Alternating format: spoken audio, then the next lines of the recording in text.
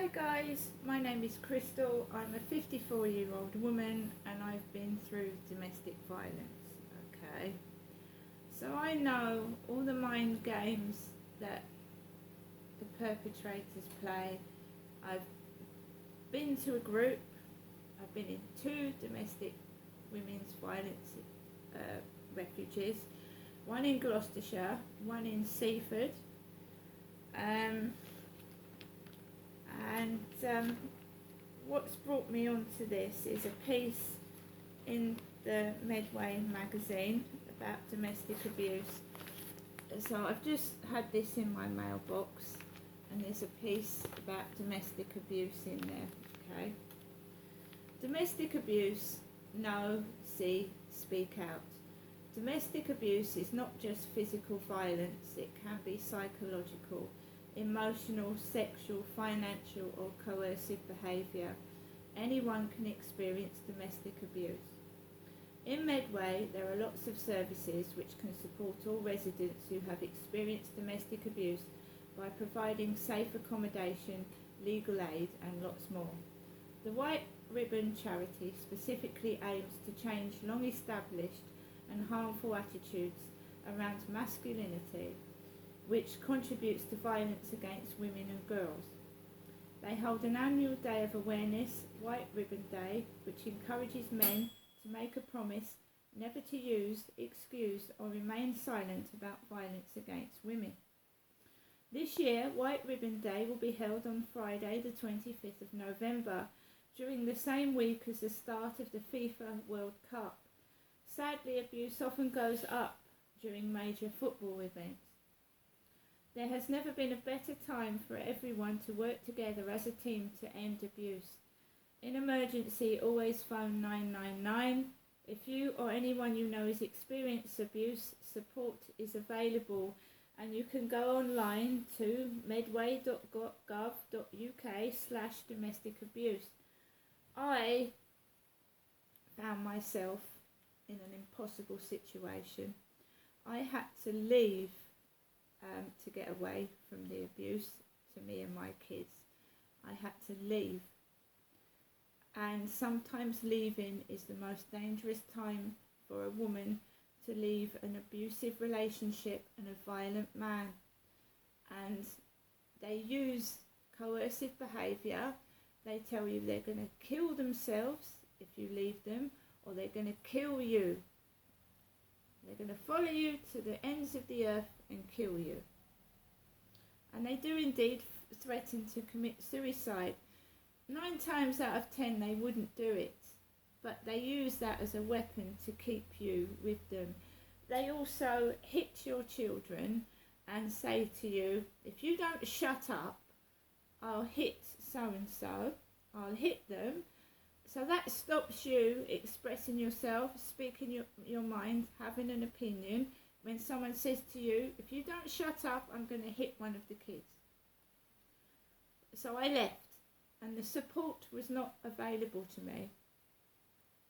The support just wasn't there.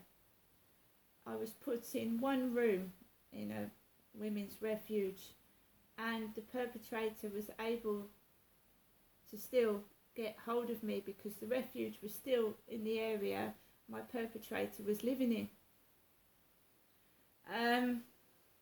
I also want to state that it's not just women that get hit by men. Men can find it hard to seek help because they are being hit by their girlfriend or wife. And a man, it's hard for a man to seek help.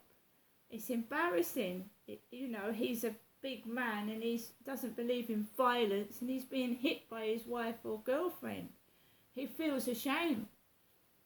But I would encourage anybody that's being hit to seek help and get out of the relationship, because once they've hit you, it won't stop. They say they'll stop, but they don't.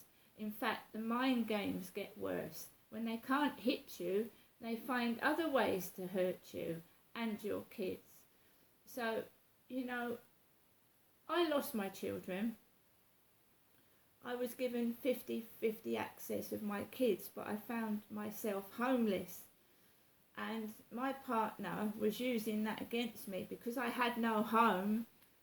I couldn't have a safe place for my kids to stay, so I didn't have 50-50 access. I didn't have 50-50 access. I had a court paperwork document saying I had 50-50 access, but I didn't get 50-50 access. I found myself homeless on the street, living in homeless accommodations that were in a disgusting state of repair. And they were being, the people in charge had no idea the domestic violence that had been inflicted on me. During my days of domestic violence, I was attacked with a carpet knife across my neck. I was beaten.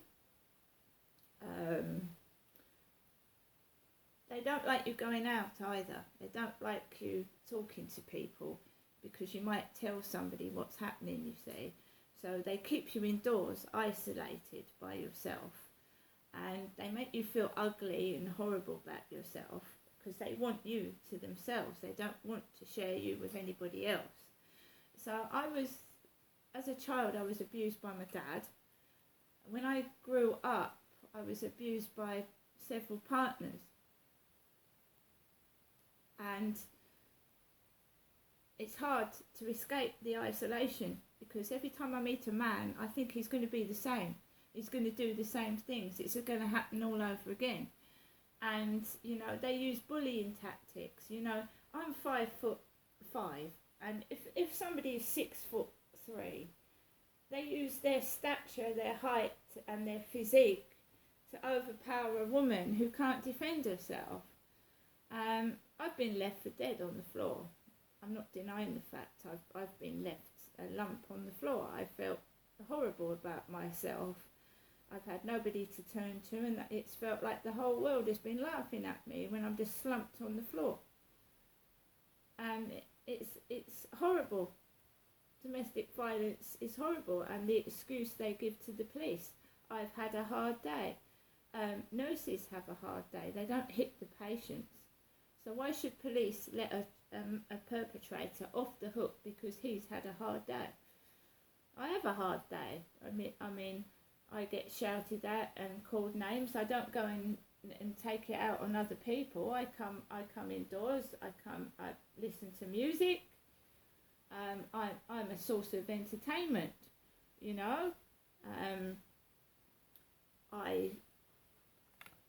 The reason my flats have got a state, the last flat, was because I was being abused in it.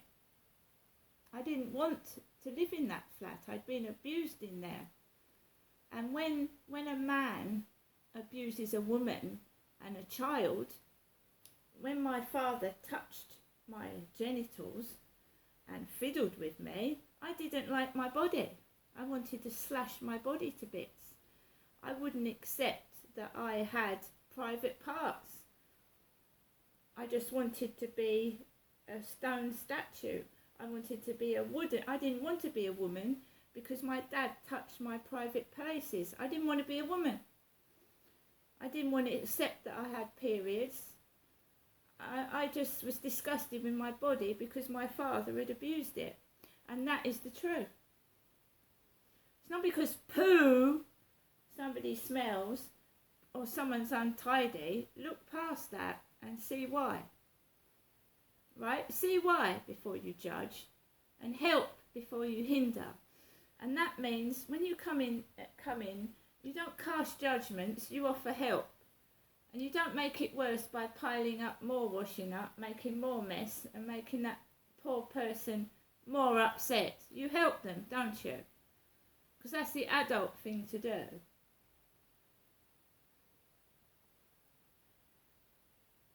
So, you know, it is, isn't it?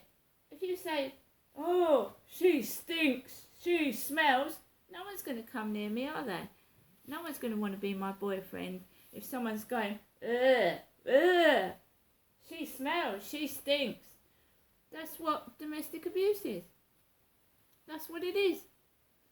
And then the more they say you stink, you smell, you're horrible, you don't want to wash up. You don't want to clean the floor. You don't want to do fucking anything, do you? And I don't listen to it anymore because, you know, if people believe a liar and an idiot, that's their problem, not mine. See you later.